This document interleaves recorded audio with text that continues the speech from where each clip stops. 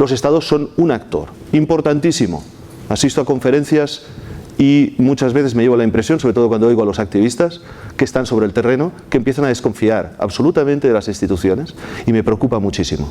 Las instituciones son la estructura de nuestro sistema democrático. Si desconfiamos, si en vez de hacer una crítica constructiva dejamos de lado a las instituciones, las apartamos y las sustituimos o no las sustituimos por nada, perderemos un gran instrumento de transformación. Esta es una de mis preocupaciones muchas veces asistiendo a las críticas totalmente fundadas sobre el papel de la Unión Europea y de los Estados en materia de refugiados. Pero cuidado con el exceso en la crítica si no viene acompañado de propuestas nuevas. Los Estados son viejos artefactos, pero son muy potentes. Si los sabemos utilizar y exigirles a fondo, igual que la Unión Europea, que actúen, pueden ser elementos transformadores. Si no lo hacen y se ocupan de sus viejas resistencias, de sus viejas preocupaciones individuales de los estados, tenemos artefactos que no nos sirven.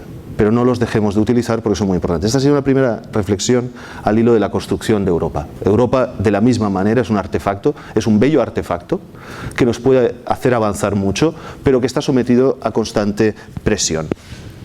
Digo esto y empiezo mi intervención insistiendo en la idea de diálogo. Les voy a dar algunas ideas y les voy a plantear muchísimas dudas. Muchísimas dudas desde la propuesta de qué podemos hacer, que será la última parte de mi intervención, o qué se está haciendo para frenar algunas de las medidas que están generando un sufrimiento, yo creo que en gran parte innecesario, a los refugiados. Pero es un problema complejo, y los problemas complejos no tienen soluciones binarias. Empezaré diciendo algo que todos ustedes saben, pero el presente flujo de refugiados no es una novedad. No es una novedad porque no han aparecido los refugiados ahora, vienen existiendo desde hace muchísimo tiempo. Lo que pasa es que la crisis de 2015 multiplica su visibilización, multiplica por mucho la dimensión del fenómeno. Pero hemos tenido refugiados en Europa, la guerra de los Balcanes generó uno de los flujos más importantes de refugiados dentro de Europa, producido desde Europa en un conflicto que estaba a unas pocas horas, a un par o 3 horas de avión, a muy poca distancia. Yo vengo de Barcelona, de la misma Barcelona. Por tanto, los flujos de refugiados no son una novedad. La de los Balcanes generó, o la caída del muro de Berlín, generó un flujo de refugiados enorme, y en aquel momento no lo abordamos diciendo que los alemanes de la RDA, de la República Democrática, tenían que quedarse en su país. Alemania dijo que los aceptaría. Alemania ha dicho que aceptaba refugiados ahora en Siria. En este sentido, uno de los pocos países que han sido coherentes. Pero es desde 1989-90 y luego con la crisis de los Balcanes cuando Europa se empieza a plantear a fondo crear una política de asilo. Esa política de asilo es hoy la que estamos discutiendo y poniendo en duda. Si la validez de aquel mecanismo que se creó en los años 90 y siguientes, que conocemos bajo el nombre de Dublín, si ese mecanismo sigue siendo válido o hay que abordar una profunda reforma. La respuesta desde la Unión ha sido de bastantes titubeos y de prueba y error. Intentaré argumentar esta crítica a lo largo de mi intervención, pero creo que como mínimo la Unión Europea ha intentado dar algunas soluciones, aunque no fueran siempre las mejores ni las más exitosas. La crisis siria. La crisis siria tiene unas implicaciones, tiene una complejidad enorme. Es un tablero de ajedrez en el que se juegan en paralelo, es, mejor dicho, un espacio donde se juegan varias partidas de ajedrez.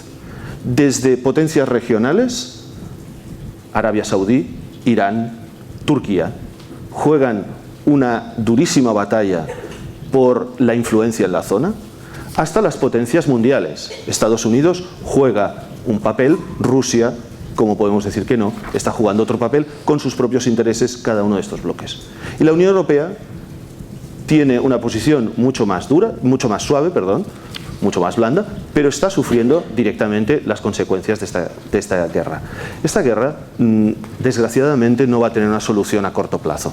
Por tanto, el flujo de los refugiados, el drama de los refugiados, es un componente de esa guerra, pero no es el componente principal de la solución, aunque podría en un futuro los refugiados, los exiliados, formar parte de la solución. Por tanto, cómo tratemos a los refugiados también tiene que ver cómo abordaremos el conflicto sirio el día que haya que sentarse a negociar de verdad. Y el exilio, la diáspora siria, va a jugar un papel muy importante, sobre todo la que recibamos en Europa, porque por sus perfiles son las personas más cualificadas las que estamos recibiendo. Esto dicho sobre el conflicto sirio, no se va a solucionar en 4 días. Vamos a tener presión de refugiados. Por tanto, yo creo que aquí la lectura, la visión del trato a los refugiados tiene que ser no cortoplacista, sino a medio plazo. Primera idea, pero la podemos discutir, ¿eh? Es una percepción.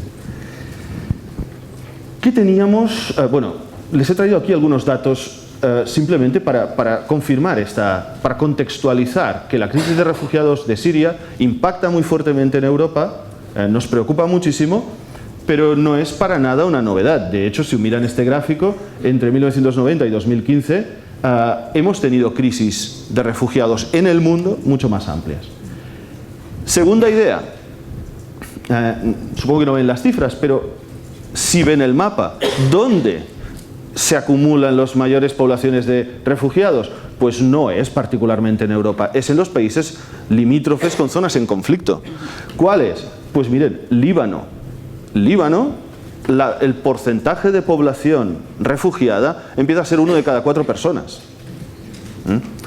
Europa, con 500 millones de habitantes, está temblando ante la posibilidad de cómo vamos a integrar a los refugiados, y por ahora tenemos 1,500, 1,4. Y no quiero comparar los PIBs de Líbano con el PIB medio europeo, ¿vale? Pero lo mismo podríamos decir de Jordania. Jordania o Turquía tienen una presencia de refugiados, en este caso de Siria, muy notable, con muchos menos recursos.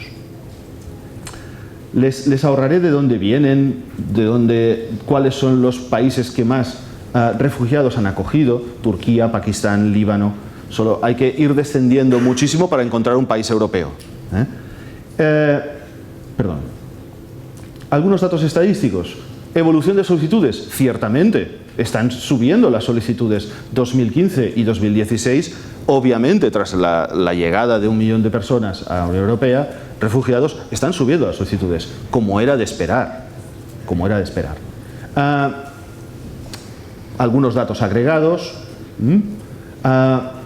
Alemania, si se fijan, para Alemania, en los datos, son datos todavía de la primera mitad de 2015, verían ustedes que la barra roja ahora se ha duplicado o un poco más, y 2016 apuntan también datos importantes, pero nos acercaremos pronto a hacer una U entre el conflicto de los Balcanes y los refugiados del este, y ahora entraríamos en una segunda crisis. No es que no hayamos tenido experiencias en la gestión de crisis de refugiados. Alemania, no obstante, está recibiendo el mayor cupo, el mayor contingente de refugiados de esta época. Quiero dar ahora, cambiando un poco de perspectiva, pero para plantear lo poliédrico del problema, estas son las tasas de los números de personas muertas en el Mediterráneo. Son datos que empiezan a ser sumamente preocupantes por su persistencia y por los picos que representan.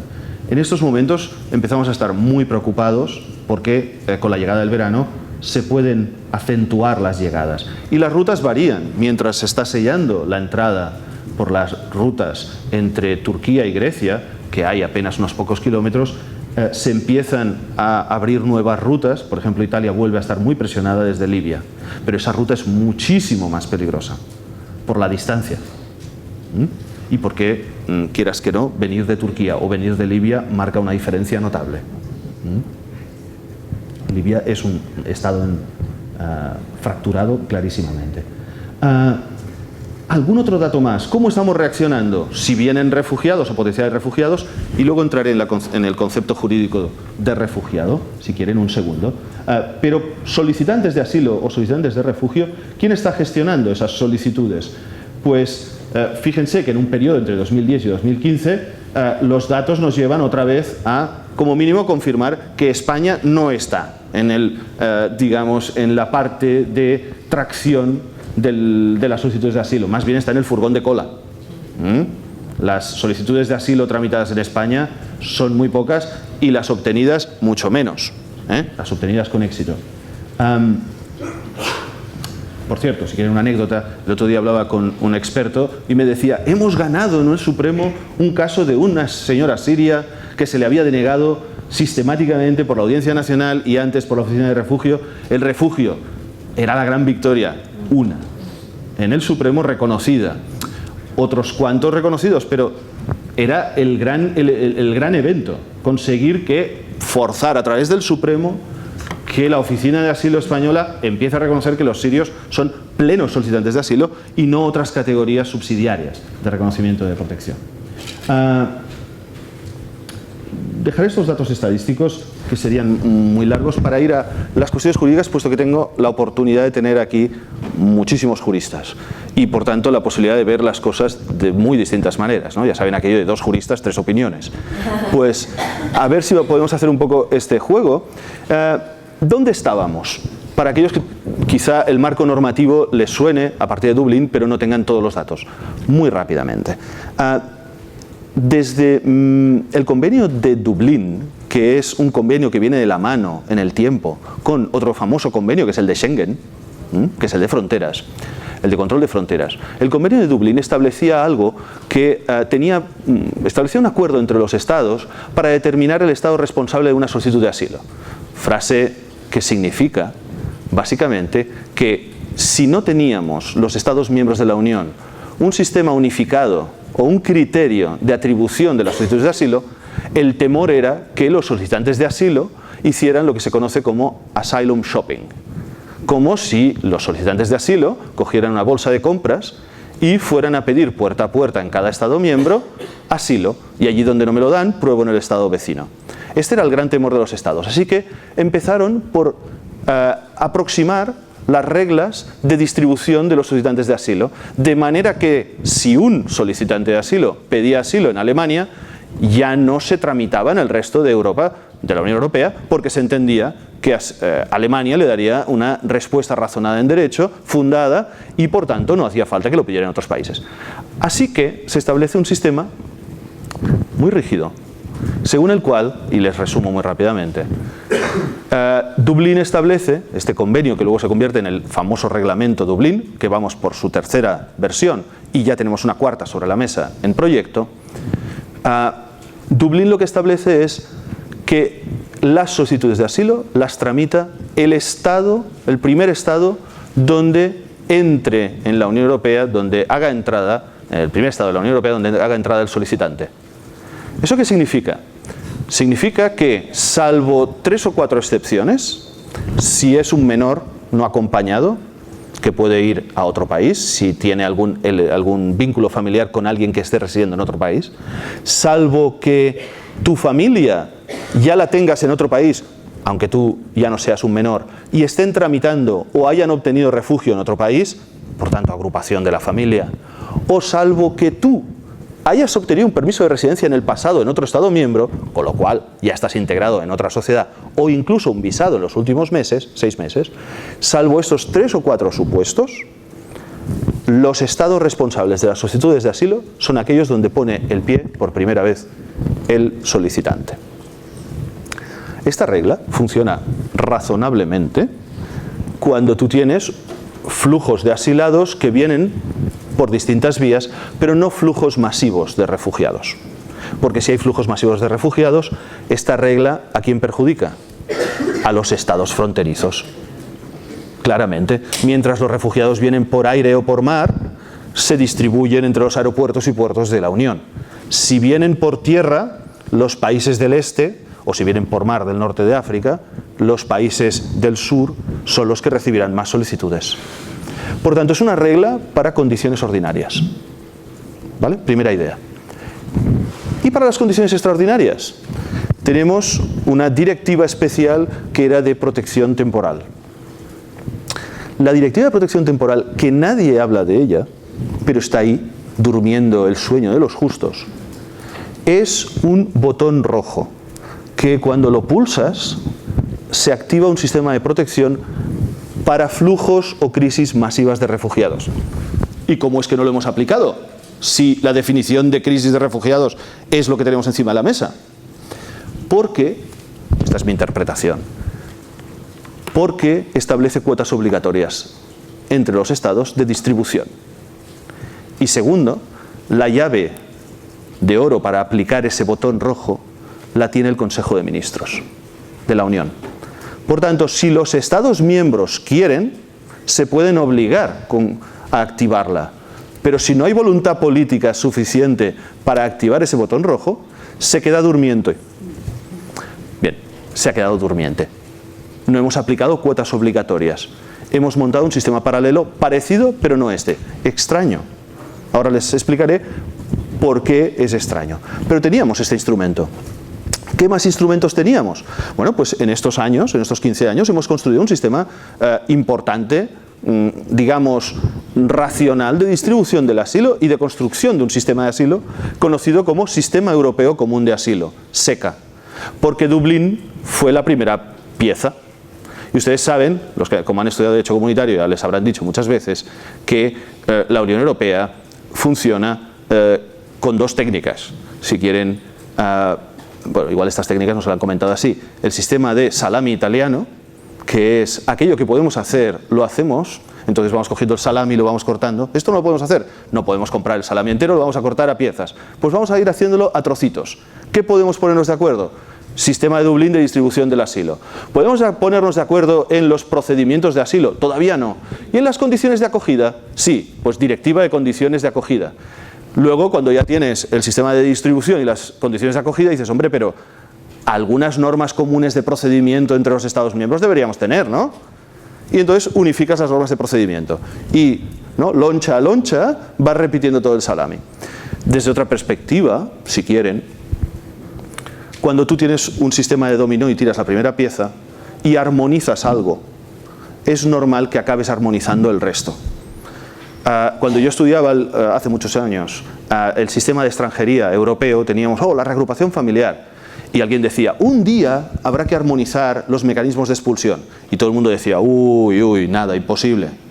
Pero el hecho es que armonizamos reagrupación familiar, residencia de larga duración, visados, y un día cayó la pieza de dominó del retorno. Lo mismo ha ocurrido en asilo en paralelo a inmigración.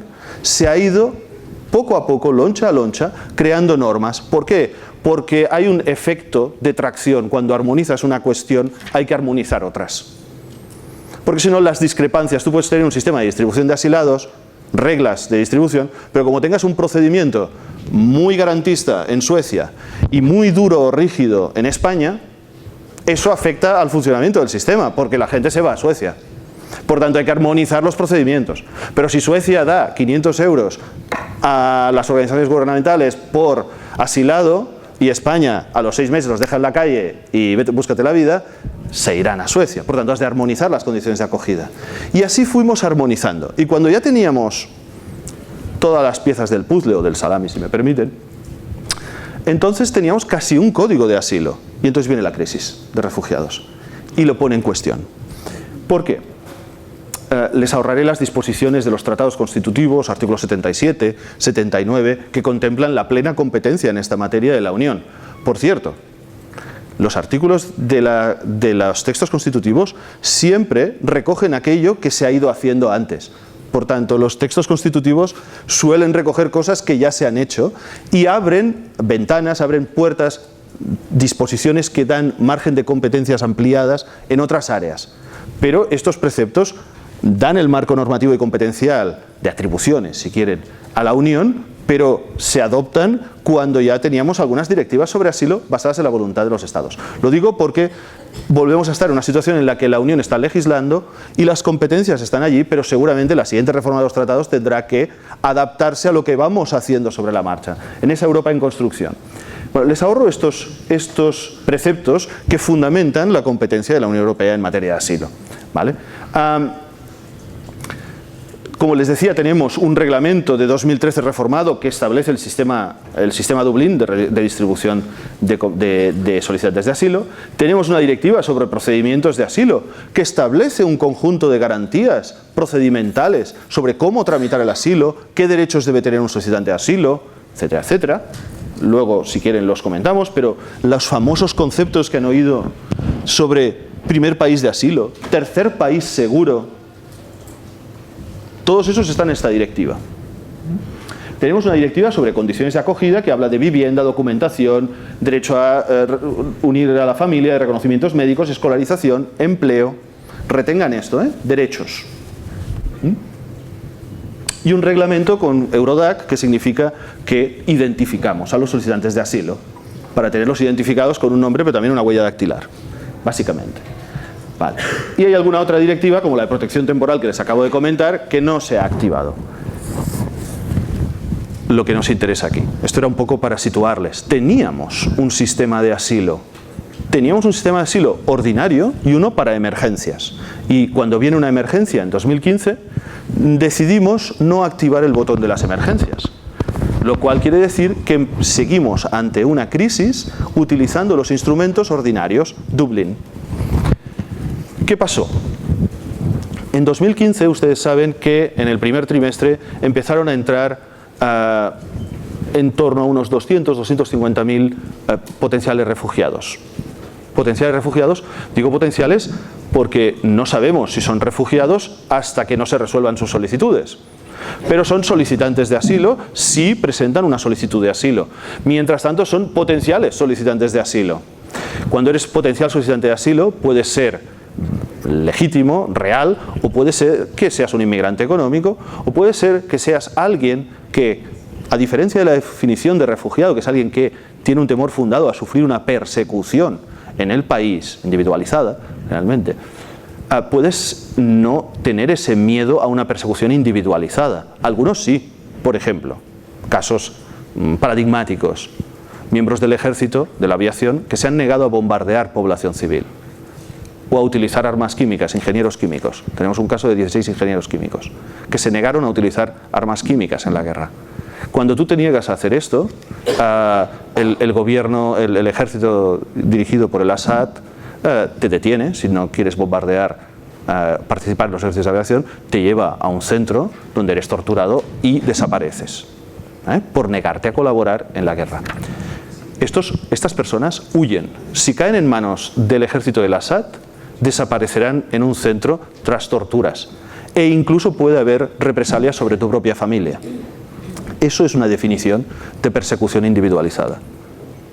Estas personas, bajo ningún concepto, pueden volver a Siria y mucho menos a la Siria controlada por las fuerzas del régimen sirio. En cambio, hay otras situaciones en las que tú huyes de tu país por las condiciones de guerra. Me están bombardeando mi casa, ya no tengo casa, vivo en Alepo y tengo que salir de allí porque no hay agua, están bombardeando los hospitales, hay una crisis que pone en riesgo mi vida y la de los míos. Salgo de allí, pero no es un riesgo individualizado. No obstante, tenemos mecanismos de protección de estas personas, porque no puedes devolverlas a una zona en guerra, igual que no las puedes devolver a un sitio donde hay una epidemia o una crisis sanitaria. Para eso tenemos figuras subsidiarias, que es lo que se llama la protección subsidiaria o, en España, si queréis, también razones humanitarias. ¿Vale? Tenemos razones humanitarias o protección subsidiaria cuando las condiciones en origen cambien, se les puede devolver, pero el régimen no los persigue individualizadamente para eliminarlos, pero no pues. Bien, podemos suponer que la mayor parte de gente que viene de Siria, igual no todos ellos son genuinos solicitantes de asilo o refugio conforme a la definición del Convenio de Ginebra. ¿Sí? No todos están perseguidos individualmente. Algunos sí, otros no. Pero podemos suponer, muy razonablemente, que muchos merecerán, o casi todos, merecerán como mínimo el estatuto de protección subsidiaria. Porque su país está claramente en guerra, con varias facciones enfrentadas. Dicho esto, tenemos 250.000 personas en el primer trimestre de 2015 entrando en Europa. ¿Y qué ocurre? Se les aplica Dublín y empiezan a quedarse bloqueadas en Grecia, que es el punto de entrada, o la ruta a través de Hungría. Algunos llegan hasta Italia por otras vías. Y se nos plantea un problema en la zona, en la frontera, llamémosle sur, pero sería sureste, para ser más exactos, de la Unión. Pero claro, Dublín sigue activo. ¿Y quién tiene que tramitar todas estas solicitudes? Bueno, salvo que tengan familia ya refugiada en Europa, sean menores no acompañados, que es otro gran tema que tendremos que tratar, o que tú hayas residido previamente en Europa, pero bueno, muchos sirios no han residido en Europa previamente, ¿eh? Si no, te quedas en el primer país de asilo de la Unión, que es Grecia o Hungría, o en su caso Italia en menor medida. ¿Eso qué significa? Que te tienen que identificar, que te tienen que tramitar el asilo en Grecia.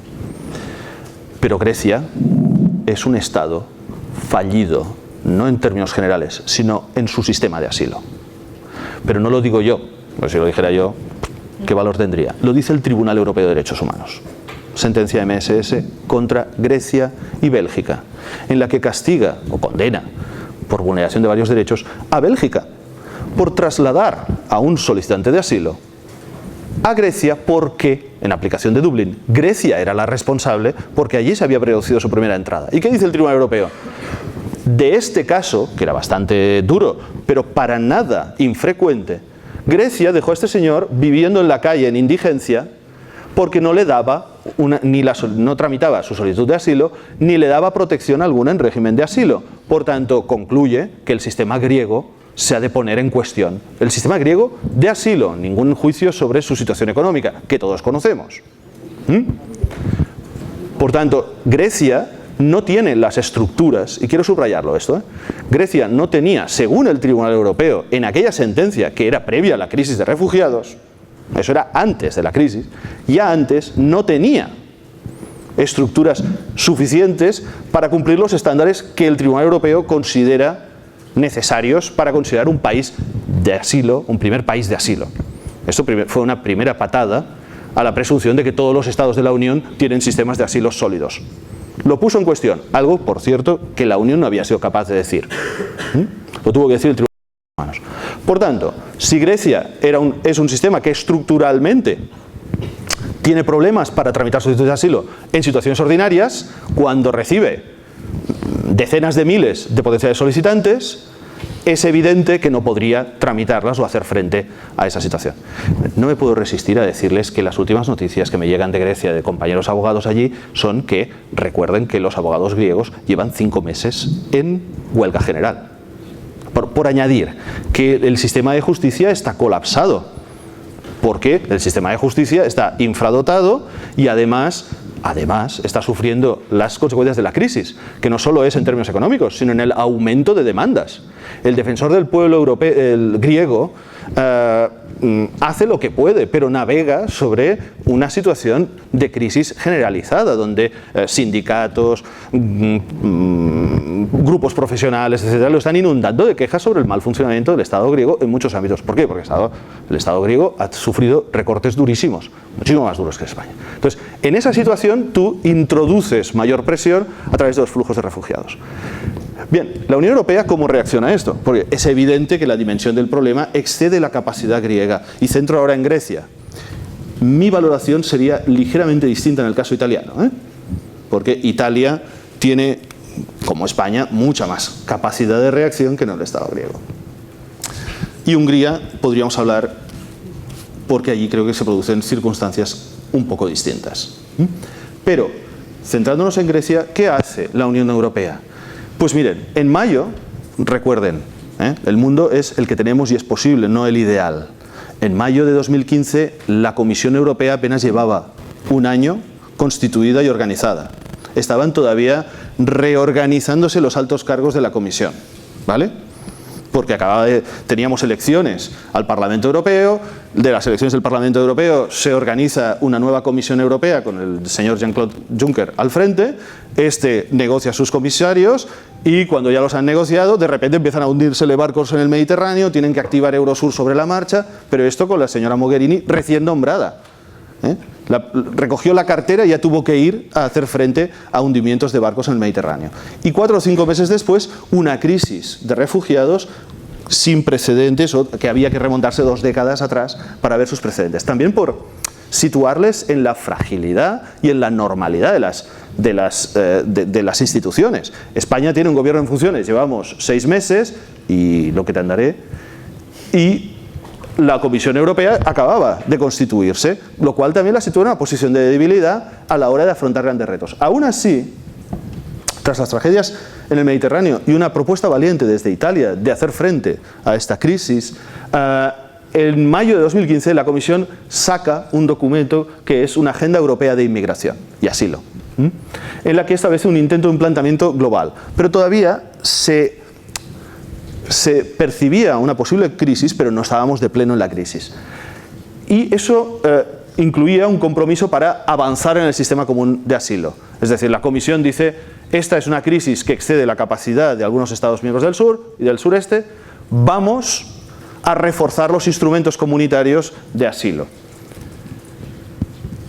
Pero en el segundo trimestre se multiplican las llegadas de refugiados, claramente Grecia e Italia no pueden hacer frente y se crea, atentos, un mecanismo de redistribución y reasentamiento temporal. ¿Por qué? Porque no activamos la directiva de protección temporal, aquel botón rojo del que les hablaba de cuotas obligatorias. Nadie lo quiere activar en el Consejo. ¿Qué se hace? Una cosa parecida, pero basada en la voluntariedad y un nuevo acuerdo, para que nadie dijera que se le imponían cuotas. Permítame el paréntesis de recordar quiénes son los Estados miembros de la Unión y quién gobierna la Unión.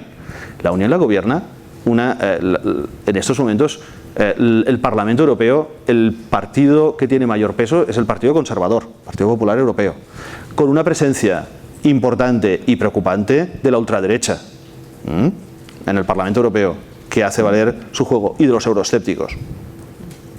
Segundo, ¿quiénes son los estados que están en la Unión Europea gobernando? Bueno, pues tenemos Hungría, con una deriva antidemocrática preocupante en algunos campos, y en el ámbito de los refugiados una falta de sensibilidad por parte del gobierno de Orbán clarísima. Y Polonia. Polonia está rechazando todos los mecanismos de cuotas. Tenemos una serie de gobiernos conservadores que afrontan la crisis muy preocupados y muy renuentes quizá a asumir mayor presión sobre sus sistemas económicos y sociales. ¿Vale? Tenemos, por tanto, una unión de estados, un Consejo de Ministros que no es, al menos no recibe la crisis con la voluntad de acoger como primera solución, sino con una visión muy de realpolitik. A partir de aquí, se tiene que forzar a los estados que no quieren asumir cuotas, y se busca y se renegocia un sistema de redistribución para, digamos, quitar presión sobre Grecia. Y eso se fundamenta en el principio de solidaridad, por cierto, solidaridad intraeuropea. Bueno, es una negociación propia de los Estados miembros, tampoco hay que escandalizarse. Unos tienen menos interés en una política, otros tienen mucho más interés, por razones morales o por las que queráis. Grecia estaba muy interesado en que le ayudaran en esta crisis, otros estados están absolutamente desinteresados. Bien, llegas a la típica negociación en Bruselas y se crea este mecanismo de redistribución y reasentamiento temporal, con una cuantificación. Los que lleguen a Grecia y Grecia tramite, los reenviaremos a otros estados miembros. Son las famosas cuotas de reubicación, ¿sí? Que son establecidas en mayo y en junio de 2015 y que luego más tarde se ampliarán en septiembre de 2015. Bien, para la delicia de los juristas, esto se adopta mediante una decisión del Consejo. Ese mecanismo de reubicación significa que los estados entre sí se distribuyen a los refugiados que están en Grecia y en Italia, en menor medida en Hungría, con un número calculado, las cuotas con una fórmula, Es una fórmula que tiene en cuenta el PIB, el número de refugiados que ya tengas en tu territorio, los nuevos refugiados que vengan. Bueno, es una fórmula en la que todos se pusieron de acuerdo, peso demográfico, etcétera, etcétera. Bien, ahí no hubo problemas. Se encontró la fórmula, pero la tienes que ampliar. Bien, España, por ejemplo, le tocaban unos 1.500 de Italia y unos 5.000 o 6.000 de Grecia. Nada que España no pudiera asumir perfectamente, teniendo en cuenta que hemos recibido flujos migratorios de 200 y 300.000 personas al año. 6.000, vamos, las podría aceptar Barcelona perfectamente sin pestañear. Bien. ¿Y qué ocurre entonces? Bien, esa decisión, lo que dice en su preámbulo, juristas, es: vamos a establecer una suspensión de la directiva de procedimientos de asilo. Interesante. Una decisión que suspende una directiva. Pero lo dice el preámbulo. Cuando tú miras en el texto, no aparece ninguna suspensión de la directiva. Segundo elemento de regocijo de juristas, ¿no? Es decir, aquí tenemos un caso fantástico, ¿no? En el que suspendemos la aplicación de una directiva de carácter general mediante una decisión del Consejo. Directivas, participa el Parlamento, Consejo, decisión no. Pero además, lo dice en el preámbulo, se busca ese efecto, porque es una decisión extraordinaria y temporal, para responder al caso concreto de sobre todo de los sirios, eritreos, etcétera, etcétera, 2 o 3 colectivos, pensando sobre todo en sirios, pero además en el texto no dice nada. ¿Recuerdan aquello de preámbulo, texto, vinculación jurídica, cuál de los dos, estricta? Bueno, sistema de fuentes. Y la decisión, además, estas son cuestiones de forma, usted es un tiquismiquis. En el fondo, dice que se suspenden preceptos que tienen que ver con el derecho de audiencia del reubicado, el derecho a hacer alegaciones, el derecho de oponerse al estado de reubicación.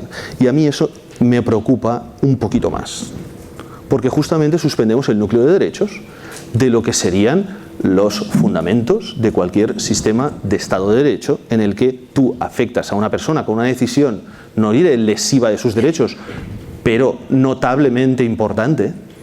Y el único derecho contenido en el artículo 6 de esta decisión para los reubicados, que serían aquellos que cogemos de Grecia y los colocamos en España, sería el derecho a ser informado. ¿Qué significa el derecho a ser informado? El derecho a ser informado significa: buenos días, acaba usted de aterrizar en Varsovia, procedente de Atenas. Bienvenido al mecanismo de reubicación polaco. Este es su derecho en la decisión. Imagínense ustedes que un señor coge, no le dicen nada, lo cogen, lo meten en un avión y le dicen: vas a ser reubicado en Varsovia, muchacho. Tú vienes de Siria, ¿no? Buscas en Google Maps y dices Varsovia. ¿Qué tengo yo que ver con Varsovia? Pregunta lógica. Y muchas otras. Pero la decisión establece un procedimiento de reubicación en el que participan exclusivamente los estados. Y el reubicado es un convidado de piedra. Lógico, es una decisión del Consejo, es un acuerdo entre gobiernos. Y los acuerdos entre gobiernos, el mecanismo que estableceremos, ¿qué será? ¿Un mecanismo participativo? No, será un mecanismo entre gobiernos de redistribución de gente. Pero son gente, tienen derechos bajo nuestra Carta de Derechos Fundamentales de la Unión Europea. Y además suspendemos esos derechos mediante una decisión y lo indicamos en el preámbulo y no en el texto. Hombre, si este es el modelo de regular los derechos en la Unión Europea, me preocupa. Me preocupa, o nos debería preocupar como juristas. Es verdad que en la praxis probablemente muy poca gente podrá objetar fundadamente a que lo reubiquen en uno u otro país, ¿vale? Y entiendo, mirando a fondo, es decir, por verlo poliédricamente, entiendo la preocupación de los estados de decir: hombre, este ha de ser un mecanismo lo más rígido posible, porque si todo el mundo se puede oponer y jugamos a que los refugiados escojan el país de destino, hombre, si son sirios, ¿cuántos querrán ir a Hungría o a Checoslovaquia? ¿Y cuántos querrán ir a Inglaterra o a Alemania o a Francia, aunque solo sea por razones idiomáticas o de mercado de trabajo? Y yo entiendo que muy pocos quieran venir a Cataluña, donde además hablamos catalán y les vamos a complicar la vida en exceso. Pero también puedo entender que alguien no quiera ir a Hungría, y puedo entender que los estados digan: hombre, eso es un sistema, un imán de refugiados. Si les damos la posibilidad de elegir o de oponerse a la redistribución, ya no es un sistema de redistribución, es un sistema de elija usted dónde quiere ir. Y entiendo que eso sea preocupante para los estados, pero no entiendo que pueda haber situaciones individualizadas que puedan justificar que alguien pueda rechazar ir a un estado, como ya se dice en las directivas de asilo. En las directivas de asilo, que aquí se suspenden, dice: hombre, todo solicitante de asilo puede objetar a que se le devuelva a otro Estado miembro y que se le tiene que escuchar y que dé razones. Oiga, mire, yo me condenaron en aquel país hace 5 años. O mire, prefiero España que no Varsovia o Polonia, porque en España tengo familiares que, conforme a la directiva de asilo suspendida, me darían lugar a que me reubicaran allí. Podría haber razones, algunas derechos y otras a lo mejor intereses subjetivos que a lo mejor habría que atender o como mínimo motivar, aunque fuera en un sentido negativo, susceptibles de recurso. Y esta es la otra dimensión. Como es un procedimiento de reubicación, como si fuera, vamos a distribuir la fruta entre los Estados miembros, no hay mecanismo de recurso. Ostras, perdone. ¿Quién controla judicialmente esto? El procedimiento no tiene desperdicio. Lo inician Grecia o Italia, participa la Oficina Europea de Asilo y los Estados miembros solo tienen opción de participar en ese proceso para rechazar que se le reubique a alguien en su territorio si hay razones de orden público o seguridad nacional. Cuando los Estados miembros receptores tampoco tienen mucho margen para oponerse según la decisión, en teoría, sobre el papel. Luego en la práctica pueden dificultar mucho que se les reubique a gente, ¿vale? Pero es un procedimiento, como veis, entre Grecia, el resto de Estados miembros y por en medio, no se sabe muy bien qué hará la Oficina Europea de Asilo. No hay recursos, no hay mecanismos de control. Bueno, es que no me podía resistir a explicarles esto porque me parece que en una facultad de Derecho esto hay que explicarlo, ¿vale? Pero se monta este mecanismo de reubicación de emergencia, entonces, hombre, con todas estas vulneraciones de derechos, aquí hay margen para quejarse. Pero la práctica, como ustedes saben, ¿no?, supera las expectativas. España, de sus cuota de 7.500 aproximadamente refugiados que teníamos que acoger, reubicados, acogimos 19 hasta hace una semana, perdón, corrijo, 12, porque 7 se quedaron en el avión porque no querían bajar.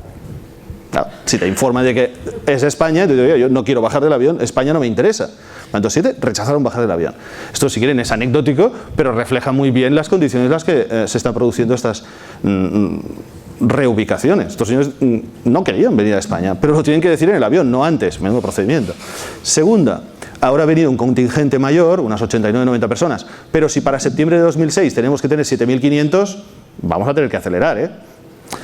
La respuesta del Ministerio, y aquí también hay que ser justos, y te la puedes creer o no, es que, para que vean que las cosas son complicadas, no es fácil, nosotros hemos creado 200 plazas, pero es que Grecia no nos envía a nadie, y que tenemos 200 plazas full equipped, vacías, y esperando reasignación de gente.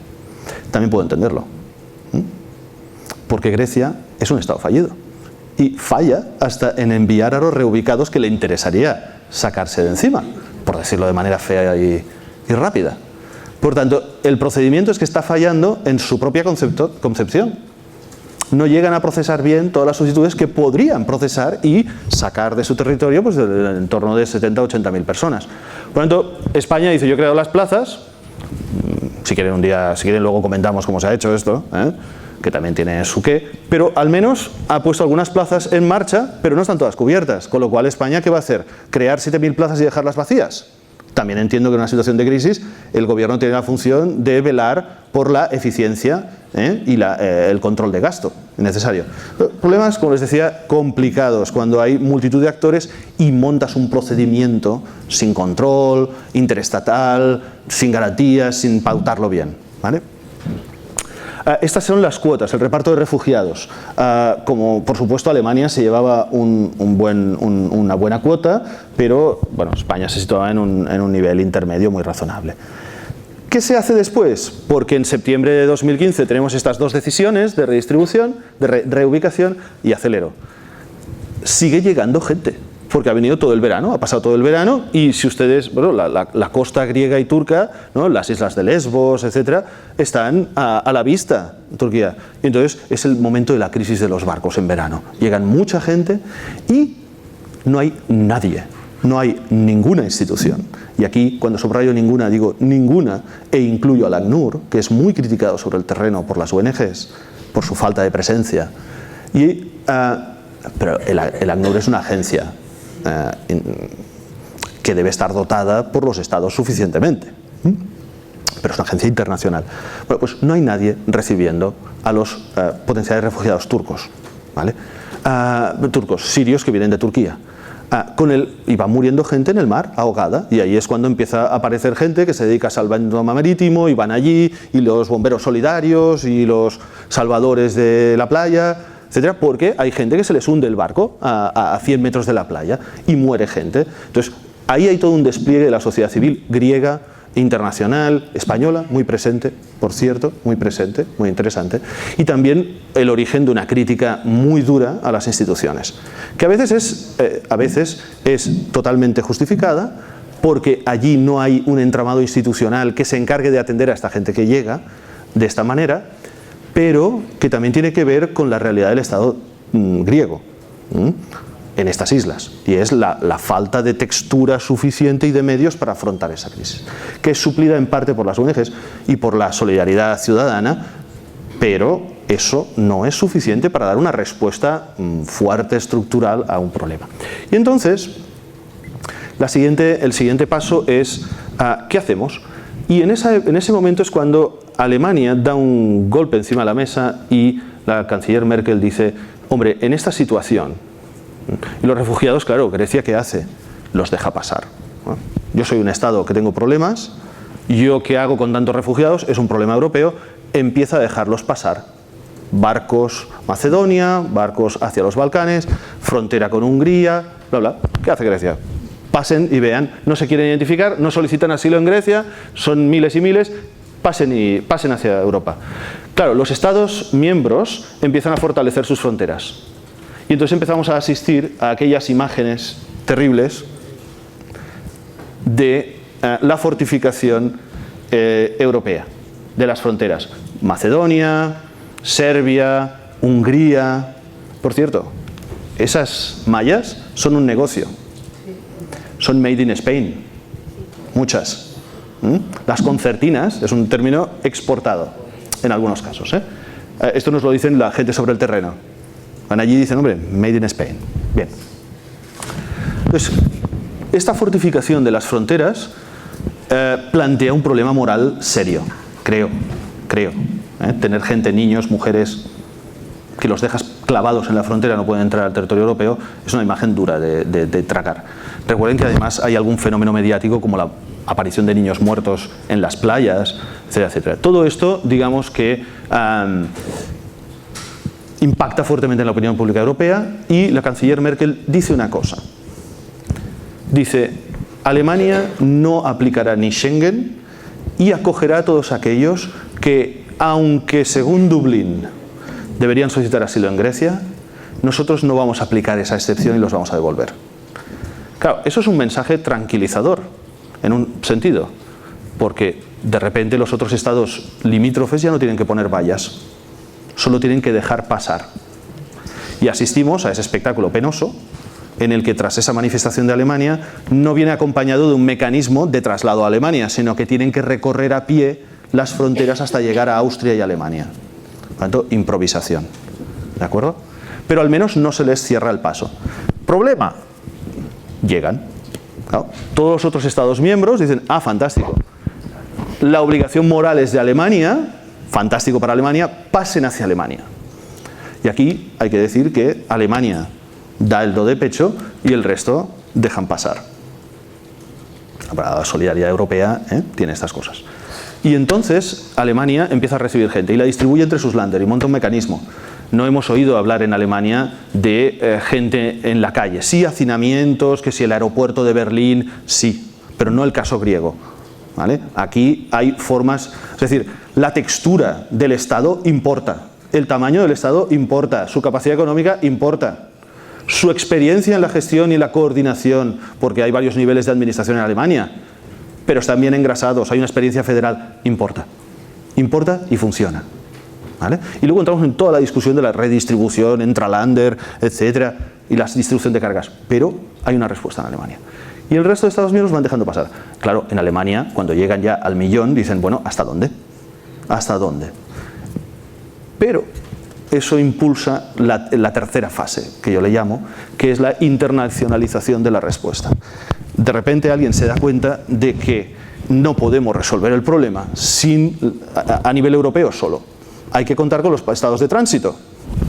Era evidente, pero hay que hablar con Turquía, hay que hablar, en menor medida quizá, pero también con los estados del norte de África.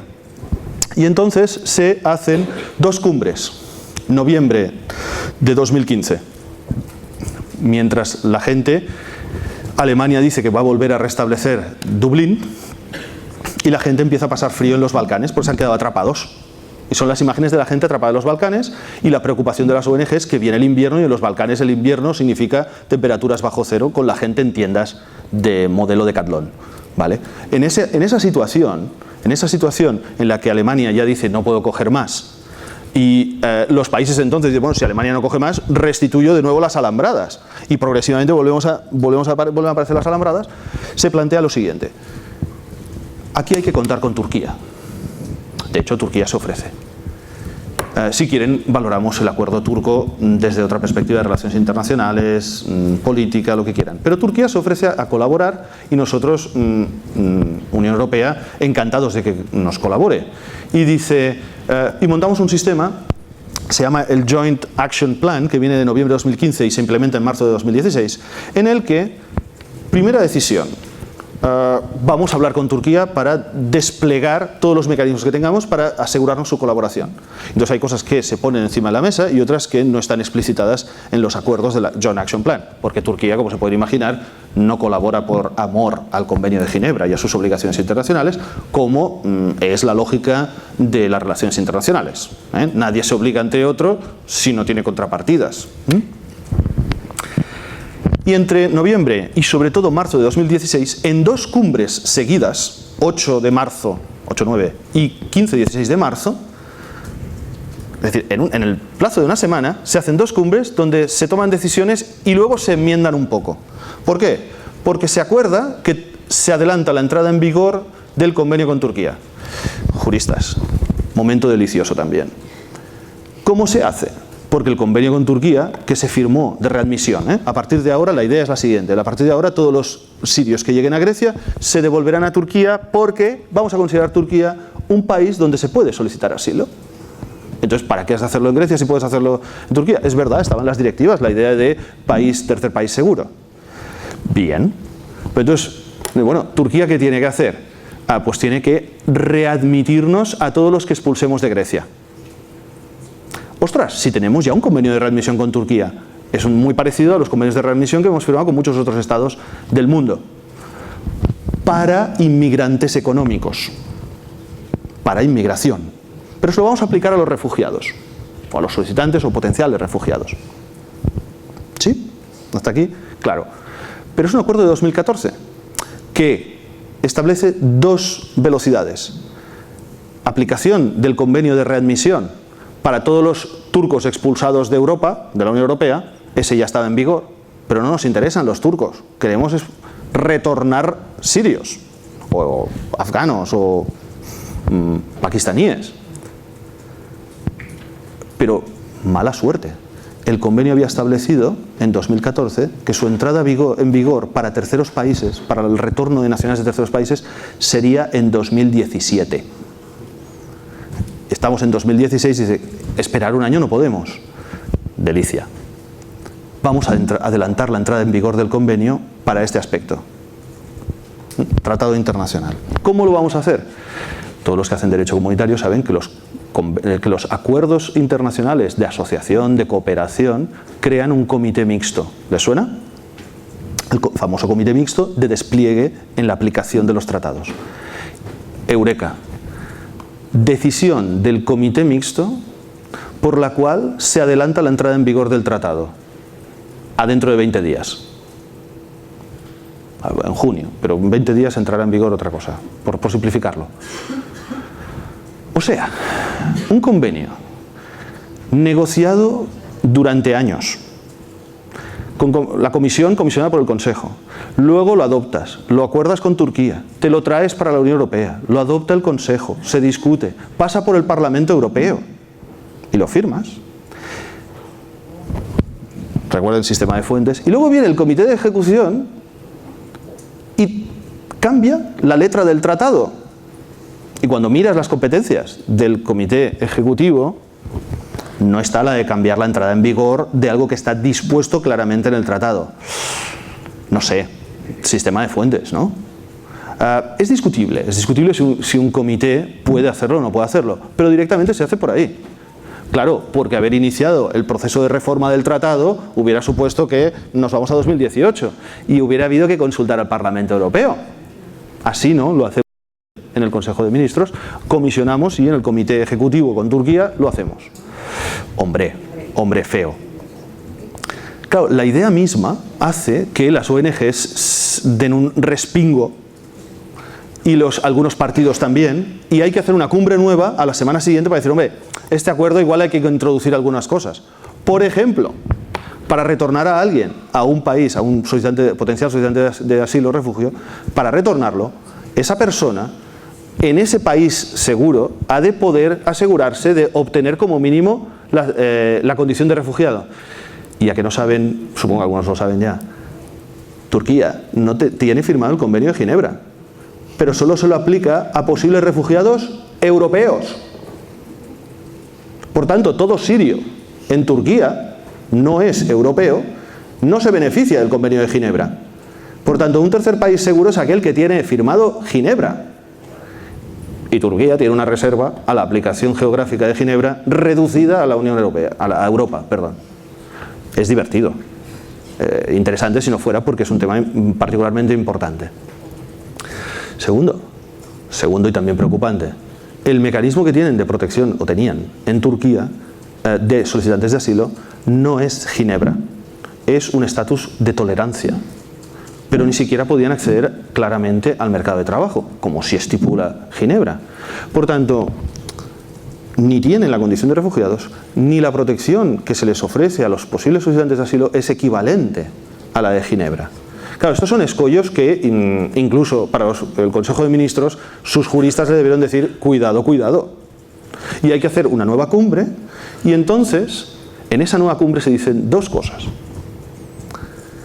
Entrará en vigor en junio, y así le damos tiempo a Turquía a modificar su legislación y adaptarla a esta necesidad. Por tanto, espabilese a incorporarse, a extender Ginebra a todos y dar un estatus sobre el papel, luego ya veremos, sobre el papel equivalente a refugio, operación. Segundo, ya totalmente divertido, mientras tanto, aceleremos un convenio Grecia-Turquía, grandes amigos históricos, aceleremos el convenio Grecia-Turquía de retorno. Y mientras no se aplica el convenio UE-Turquía, aplicamos el Grecia-Turquía. Genial. Solo que el vigente que tenían entre ellos de retorno, el comisionario de Derechos Humanos de Naciones Unidas había dicho que vulneraba los derechos y no daba suficientes garantías. Por eso, al día siguiente de la cumbre, en Atenas, firman el primer ministro griego y el primer ministro turco un convenio Grecia-Turquía en un solo día. Al día siguiente lo firmaron. Y Grecia, a su vez, cambia su legislación de extranjería y de refugio. Con lo cual, los estados, cuando quieren, son rápidos en la modificación de su legislación. Legislación modificada que se votó hace 3 o 4 semanas, 3 semanas, en Grecia, cambiando su legislación. ¿Vale? Entonces, ese sistema, y con esto ya voy acabando, el sistema se basa en 3 ideas muy sencillas. El sistema es, nosotros le retornaremos. El sistema se corrige en esta segunda cumbre porque parece muy bestia de volver a Turquía en estas condiciones. Entonces vamos a dar una prórroga a Turquía para que cumpla los estándares. Mientras tanto aplicamos el convenio Grecia-Turquía, este nuevo, recién firmado. Ambos países mejoran su legislación. Y además vamos a hacer una cosa. Vamos a introducir una lógica que he llamado del one for one. ¿Qué significa? Para que nadie nos diga que estamos externalizando nuestro sistema de asilo y que expulsamos a los solicitantes de asilo, vamos a salvar ese dilema moral diciendo que por cada uno de los retornados a Turquía, desde Grecia, la Unión Europea acogerá a alguien que ya tuviera el estatus de asilado en Turquía. Es decir, que te vamos a devolver a uno, pero no nos quitamos gente de encima porque acogeremos a otro. En lo que se llamará reasentamiento. A primera vista parece interesante. A segunda vista es un muy mal negocio. Eso ya lo vieron los negociadores europeos y dijeron, a ver si Turquía nos envía a todos los refugiados del mundo por haber, los readmite y así se saca otros refugiados por ahí. Y entonces le ponen un tope en número por si acaso Turquía abusa del mecanismo. Pero es un mensaje que plantea muchos problemas más de detalle, si quieren los comentamos luego. Pero se justifica en la idea de que de esta manera desincentivas el cruce ilegal por el Mediterráneo y habrá menos muertes y menos incentivos a los traficantes, porque nadie querrá ir a Grecia sabiendo que te van a retornar a Turquía de nuevo. Aparentemente sí, podría ser. Incluso me creo que los estados en parte quieran reducir las muertes en el Mediterráneo, pero es un sistema que es muy discutible. Segundo, a partir de ahora la Comisión Europea saca un proyecto de disposición comunitaria que dice que todos los Balcanes son países seguros y Turquía también, y es una recomendación, porque por ahora la cuestión de país seguro la decide cada Estado miembro, todavía, ¿vale? Pero ya saca una recomendación.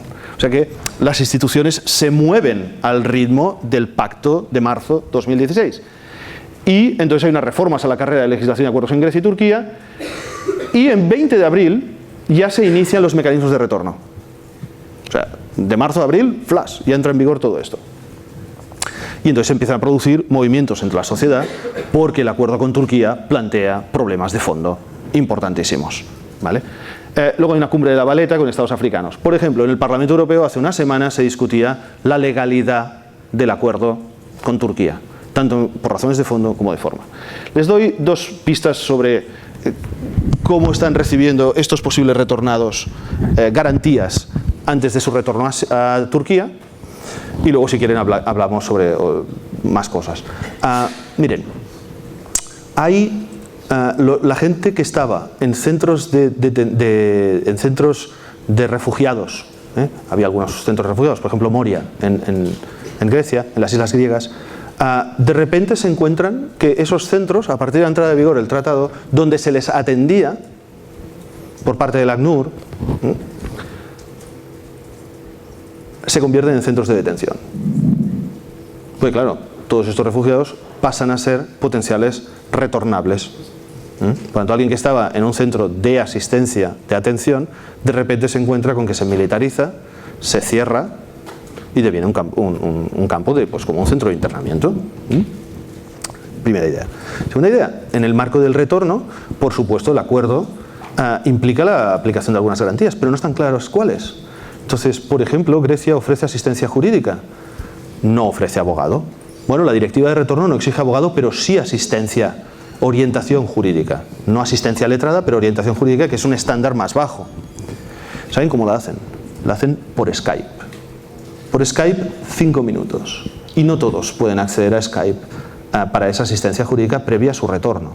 Esto es solo para que tengan una idea del grado de prestaciones y de derechos, de praxis de los derechos. Y en esas condiciones se está retornando a gente, a Turquía. Entonces, hay muchos problemas derivados del acuerdo con Turquía. Y eso ha llevado desde muy diversas instancias a plantearse recursos contra muchas de estas medidas. Hay abogados que están intentando forzar a los estados a reubicar gente, porque solo se ha reubicado al 5% de los posibles reubicables. Oiga, estados, aceleren. Pero como es un procedimiento solo entre estados, la reubicación, pues hay abogados que están intentando forzar a sus estados a reubicar por vía jurisdiccional. Acepto ideas, por favor. Acepto ideas. ¿Cómo forzamos al Estado español a reubicar gente si no quiere? O si no quiere Grecia. ¿Cómo lo hacemos jurídicamente en un procedimiento que es interestatal? Bueno, pues hay abogados que están intentando forzarlo. Segunda idea, vamos a atacar el meollo del asunto, el acuerdo Turquía-Unión Europea. Pero esto plantea serios problemas, porque el acuerdo, juristas tiene el Consejo, cumple aparentemente los estándares de derechos fundamentales. Lo que pasa es que en la práctica es el problema. 5 minutos de Skype aparentemente es orientación jurídica. En la práctica, recuerden ustedes la jurisprudencia del Tribunal Europeo de qué se considera asistencia letrada. Asistencia letrada no es cualquier cosa. Si en un caso como Conca 3 días parecía insuficiente para una asistencia letrada en un caso de expulsión, imagínense 5 minutos en Skype. Entonces, aquí hay problemas de fondo. ¿Se puede atacar este convenio o se tiene que atacar su práctica? Pues hay muchas entidades que están estudiando la posibilidad de impugnar el acuerdo con Turquía. UE-Turquía. ¿Cómo? si quieren les dejo la duda y la discutimos jurídicamente. ¿Qué recursos desde la Unión, desde los niveles nacionales podemos tener para impugnar el acuerdo con Turquía o su aplicación? Porque les agradeceré cualquier idea en este sentido. Todo esto también tiene ventajas, aunque no previstas, y con esto cierro. En la reflexión de nuestro rector, Europa se construye, Europa avanza, a veces avanza a golpes de crisis. Bueno, para empezar, está clarísimo que algunos Estados miembros no pueden gestionar una crisis importante de refugiados. Que la coordinación entre Estados, la Comisión la está mirando desde el otro lado del tendido, porque está fallando, pero refuerza su reclamación de que esa sea una competencia europea. Y así se puede entender también el rol de la Comisión de ponerse de perfil en algunas cuestiones. En otras no, Por ejemplo, tiene varios procedimientos de incumplimiento de los Estados de las directivas, por ejemplo, de las condiciones de los centros, o de las condiciones que se cogen a los asiliados. Pero por otro lado, la Comisión tiene, no diré un incentivo, sería muy feo y muy cínico decirlo, tiene un incentivo para que el sistema de cooperación interestatal no funcione, porque el siguiente paso será comunitarizarlo. ¿Vale? Entonces, la EASO está ahí esperando que se le dote de más medios, más capacidad y se comunitarice definitivamente la cuestión de los refugiados. Hemos visto también que, que hay estados que están colaborando. Yo les decía antes, bueno, tenía que... Da igual, la diapositiva da igual. Hay estados que están adoptando una posición fuerte y se comprometen. Alemania lo ha hecho durante un tiempo, claramente, acogiendo a muchos refugiados. Hay estados que no pueden aunque quieran, Grecia no puede y hay que asistirla, no puede y a veces no quiere. Y hay estados que están claramente torpedeando todo esto. Hungría, Polonia. Polonia al minuto del escándalo extrañísimo de las violaciones y acoso sexual en Hamburgo en la noche del fin de año, caso extraño,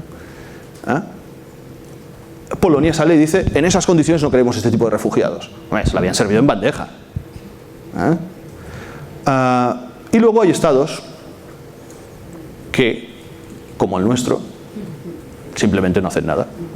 Y no haciendo nada, esa es, históricamente, una manera de hacer política. Si no, por lanzarles la provocación, nuestro gobierno es un experto en a veces no tomar decisiones. Y de esa manera también haces política. Solo por provocarles un poco para que me reaccionen. Muchas gracias por su atención y si quieren hacemos un debate.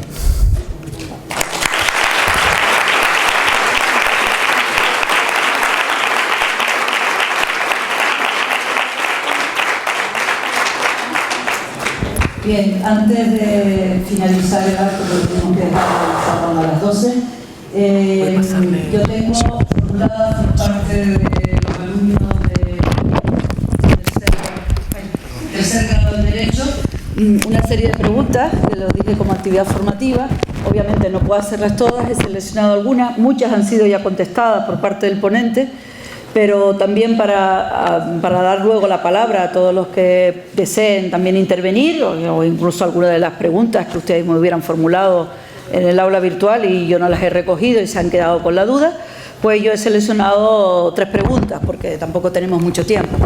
Y en este sentido, una de ellas es concretamente tiene que ver con la ciudadanía, ¿no?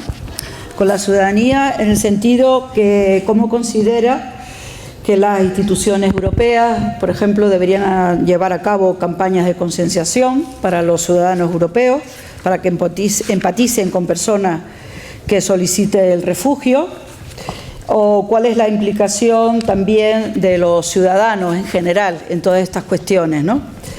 Una segunda, voy a formular las 3 y así avanzamos en el tiempo. Una segunda también tiene que ver con el caso reciente de Osman, ustedes habrán visto en los medios de comunicación, el niño afgano de 7 años con parálisis cerebral que ha permanecido atrapado también, bueno, en un campo de refugiados y actualmente pues ha sido trasladado a España. Entonces eso nos plantea a esta persona que si se ha pensado dentro de la Unión Europea, dentro de la política europea, algún tipo de medidas para las personas vulnerables, porque el caso de Oman es uno, pero es uno entre 1000 o miles. Y finalmente la tercera pues tiene que ver justamente con el ámbito de los derechos fundamentales, como se ha dicho aquí, pues también incluso por organismos internacionales como ACNUR, pues la Unión Europea ha sido, digamos, en la opinión pública que ha vulnerado derechos fundamentales, que si realmente pues hay algún mecanismo de tipo sancionador a las instituciones de la Unión Europea por la vulneración de los derechos fundamentales, de los convenios, etcétera, etcétera. Dicho esto, pues cedo la palabra. Gracias. ¿Quién va a hablar ahora? Mira, el tema de ciudadanía, por supuesto. Es decir, la ciudadanía está dando una respuesta. Pues hay una ciudadanía que ha cogido la mochila y se ha ido a Grecia a prestar ayuda. Hay una ciudadanía que se moviliza y que asiste y cubre esos espacios que los estados dejan, ordinariamente o en situaciones tan extraordinarias y anómalas como en el caso griego, donde hay muchos agujeros que tapar. Por tanto, la ciudadanía responde, una parte de la ciudadanía. Otra tiene posturas muchísimo más críticas con los refugiados. A lo mejor en España hay una cierta simpatía hacia el fenómeno de los refugiados, pero en otros países esa simpatía se diluye como un azucarillo. Algunos países del este notablemente diluida. Otros países empiezan a tener problemas porque consideran que se han saturado ya sus sistemas de acogida y de refugio. Suecia ha acogido muchos refugiados, pero se plantea hasta dónde puede ir rebajando sus estándares de servicios sociales hacia los refugiados y dónde tiene que decir basta, yo ya no acojo más, porque no les puedo garantizar los estándares de protección que yo considero que como Estado sueco debo asegurar. Lo cual es un planteamiento de lujo cuando ves cómo están en las tiendas en el desierto en Turquía. Pero entiendo que legítimamente el Estado sueco no quiere hacerlo. Quiero decir que los ciudadanos pueden asumir muchos roles, pero uno de los más importantes es exigir a sus gobiernos que se posicionen en el tema de refugiados. No solo movilizándose y actuando y colaborando, haciendo donaciones, yéndose, sino forzando a sus gobiernos a que eso esté en la campaña electoral, a que eso sea una cuestión a discutir, sensibilizándonos, no dejándonos llevar por los mass media, porque de repente todos tenemos simpatía por los refugiados cuando aparece un niño muerto y aparece una foto muy mediática, aparece en las costas griegas. Pero de repente cambiamos nuestra opinión cuando parece que hay algún refugiado entre los grupos que acosan a mujeres en las noches de invierno. Bueno, quizá todos debemos hacer, ¿no?, una reflexión y no dejarnos llevar tanto por estas noticias que a veces no sabes muy bien el origen de dónde viene. Tercero, bueno, hay movimientos en la ciudadanía europea que son preocupantes. El auge de la ultraderecha no encaja bien con una perspectiva de acogida a refugiados. Entonces, yo creo que la cuestión es movilización, construcción europea o desde el colectivo jurídico.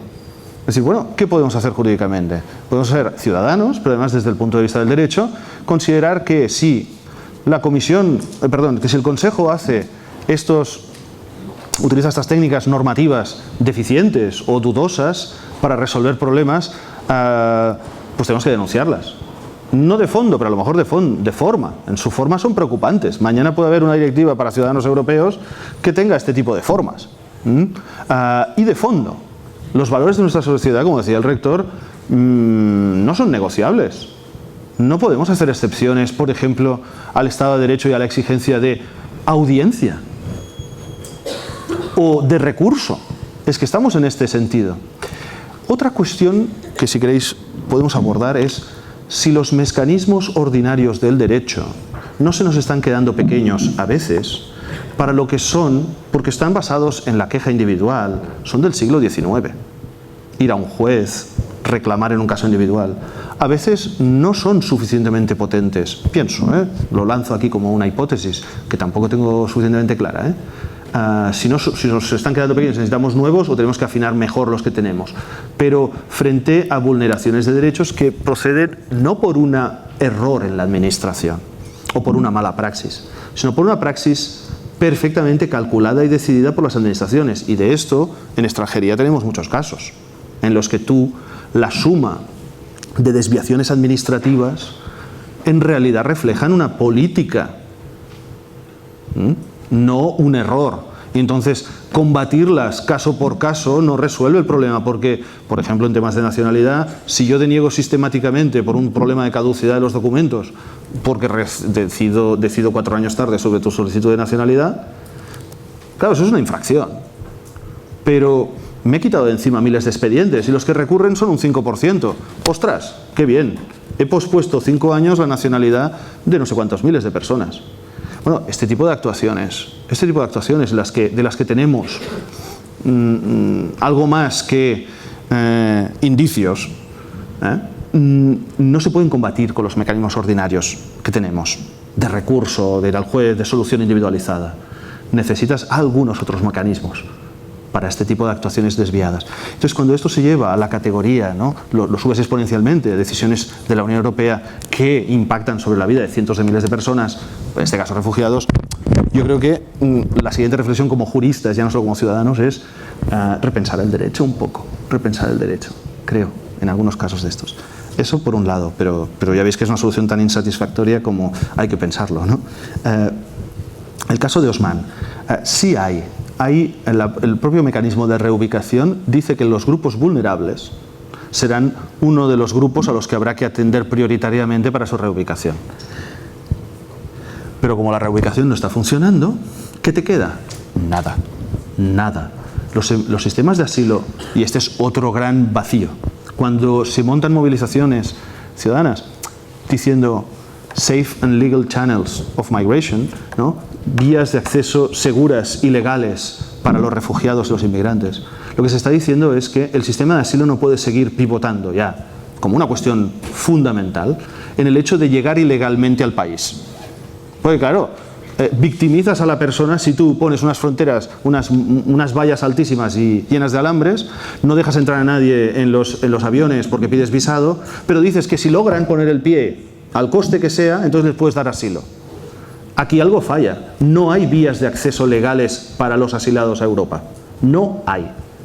Ahora hay una reforma, por cierto, impulsada por un compatriota vuestro de Canarias, que es una reforma del Código de Visados para instituir lo que se llamaría el visado humanitario. El visado humanitario para que la gente pueda acceder a Europa cuando haya razones humanitarias para dárselo, desde sus países, sin tener que ponerse en manos de las mafias, ¿vale? Pero esto significa crear vías seguras y legales. Ahora no hay. Por tanto, casos como el de Osman quedan a la absoluta discrecionalidad del Estado. Que en Grecia diga, le voy a dar un visado humanitario que no está previsto, o voy a aplicar el asilo diplomático que habíamos eliminado de nuestro sistema de asilo antes. Pero esas no son vías.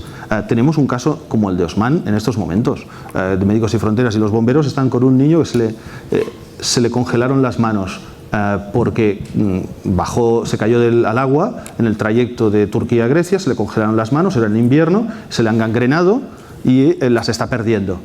Hay que operarle de urgencia, traerlo a algún sitio con su familia, etcétera, etcétera. Pues está parado en el Ministerio de Asuntos Exteriores, avalado incluso por un hospital que le operaría aquí, y está tardando en resolverse. ¿Por qué? Porque no hay un mecanismo legalmente previsto para estos casos. Solo va por vía de excepción. No puede ser. No puede ser. No puede ser. Entonces eso no me lleva a la cuestión de los derechos fundamentales. Y les pongo casos porque es que si no, no se visibiliza qué es alguien vulnerable. Vulnerable es esto. Y como estos hay cientos, porque se han victimizado por el camino. Cuestión de derechos fundamentales. Bueno, aquí todos ustedes conocen la jurisprudencia del Tribunal de Justicia de la Unión sobre derechos fundamentales, que es renuente a aplicar la Carta, en general, directamente, para resolver temas. Aquí el gran reto sería conseguir que el Tribunal de Justicia dijera que el acuerdo con Turquía o su implementación, si quieren, ¿no?, como nivel menos grave, que la implementación del acuerdo con Turquía vulnera directamente preceptos de la Carta, o que el mecanismo de reubicación, al no establecer ni recursos ni audiencia, vulnera la Carta. Pero eso sería una sentencia casi de aquellas que hay una en cada 10 años, porque nos diría que los derechos fundamentales en la Unión son de aplicación directa, y eso hasta ahora solo lo han hecho los tribunales constitucionales. Pero ahí está servido. Y también es verdad que solo pasan casos como estos una vez cada 10 años. Por tanto, yo creo que sí, que hay un entramado de derechos fundamentales. Y, a Dios gracias, tenemos esto que pretenciosamente llamamos, ¿no?, el sistema multinivel de protección de los derechos fundamentales. Bueno, pues cuando fallan a nivel estatal, cuando fallan a veces también a nivel de la Unión Europea, todavía te quedan las instituciones internacionales para hacer palanca. Te queda el Tribunal Europeo de Derechos Humanos. Ahora, con los costos de tiempo y esfuerzos que se pueden imaginar.